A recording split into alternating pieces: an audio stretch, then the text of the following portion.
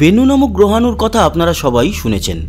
সেই বেনু গ্রহাণু থেকে যে নমুনা আনা হয়েছিল, সেই নমুনায় প্রাণ তৈরির মৌলিক উপাদান পেলেন এবার বিজ্ঞানীরা। বিষয়টা কীরকম? 2023 সালে মার্কিন যুক্তরাষ্ট্রের মহাকাশ গবেষণা সংস্থা নাসার ওসিরিস রেক্স মহাকাশযান বেন্নু নামের একটি গ্রহাণুর নমুনা নিয়ে এসেছিল পৃথিবীতে।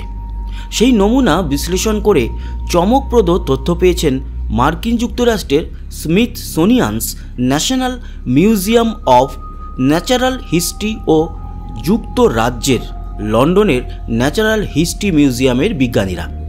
গ্রহাণুটির নমুনায় থাকা অণু ও খনিজ পদার্থ বিশ্লেষণ করে অ্যামিনো অ্যাসিড, নিউক্লিয় বেস ও অ্যামোনিয়ার মতো জৈব যৌগ খুঁজে পেয়েছেন তারা।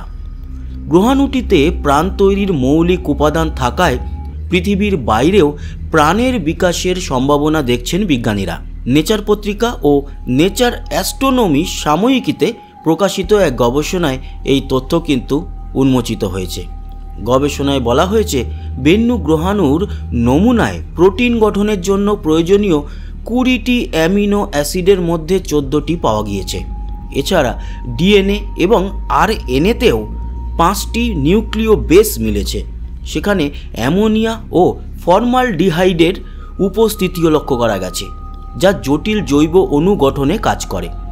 এসব নমুনা বিশ্লেষণ করে বিজ্ঞানীরা ধারণা করছেন বেন্নু গ্রহাণুর উপাদান জীবন বিকাশের শুরুতে বিশেষ অবদান রাখতে পারে।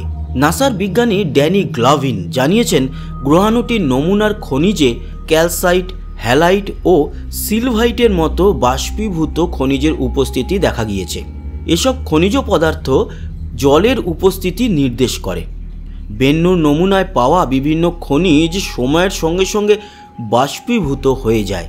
বামন গ্রহ সেরেস ও শনির চাঁদ এনসেলাডাসের মতো মহাকাশীয় বস্তুতে একই ধরনের নমুনা পাওয়া গেছে।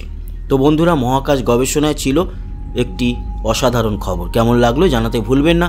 সঙ্গে থাকবেন, সাবস্ক্রাইব করে লাইক শেয়ার করবেন, কমেন্ট বক্সে আপনার গুরুত্বপূর্ণ মতামত জানাবেন। আসি, আবার দেখা হবে। সবাই ভালো থাকবেন, সুস্থ থাকবেন, টাটা।